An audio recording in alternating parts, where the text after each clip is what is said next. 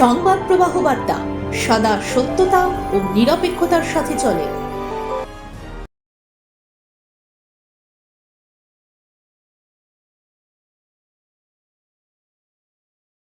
স্বর্গীয় পরেশচন্দ্র দের স্মৃতি উদ্দেশ্যে হুগলি জেলার সারাফুলি নোনাডাঙ্গা এলাকায় বহু গুণীজন ব্যক্তিদের উপস্থিতিতে নোনাডাঙ্গা প্রতিরোধ বাহিনীর পরিচালনায় অনুষ্ঠিত হয়ে গেল বিনামূল্যে স্বাস্থ্য ও চক্ষু পরীক্ষা শিবির এবং এলাকার শতাধিক কচিকাঁচাদের নিয়ে এক বিশাল বসে আঁকো প্রতিযোগিতা।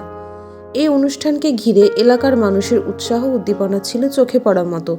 বহু মানুষ এই শিবিরে এসে তাদের স্বাস্থ্য পরীক্ষা করান।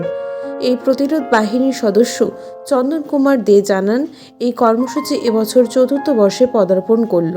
শুধু স্বাস্থ্য শিবিরই নয়, সারা বছরই তারা নানান সামাজিক কর্মকাণ্ডের সঙ্গে যুক্ত থাকেন এবং তাদের সকল সদস্য এলাকার মানুষের অসময় পাশে গিয়ে দাঁড়ায়।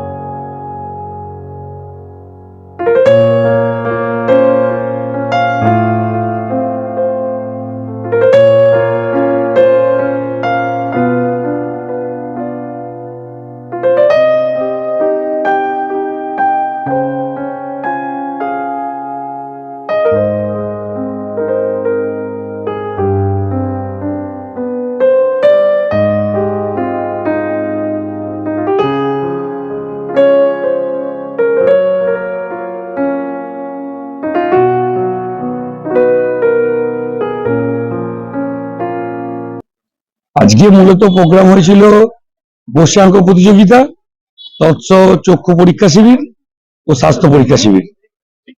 নোনাডাঙ্গা প্রতিরোধ বাহিনীর পরিচালনায় পরেশচন্দ্রদের স্মৃতির উদ্দেশ্যে ৪র্থ বর্ষ এই প্রোগ্রামটা করা হলো। এখন আমাদের স্বাস্থ্য পরীক্ষা শিবির চলছে। ১০০ জন প্রতিযোগী অঙ্কন প্রতিযোগিতায় অংশগ্রহণ করেছিল। স্বাস্থ্য পরীক্ষা শিবিরেও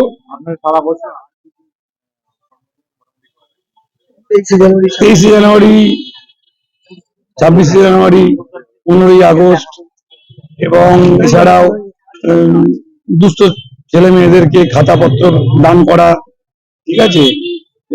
আমাদের এখানে পরই একটা প্রোগ্রাম আছে কয়েকদিন বাদে, সেখানে বস্ত্রদান, এগুলো আমরা করে থাকি।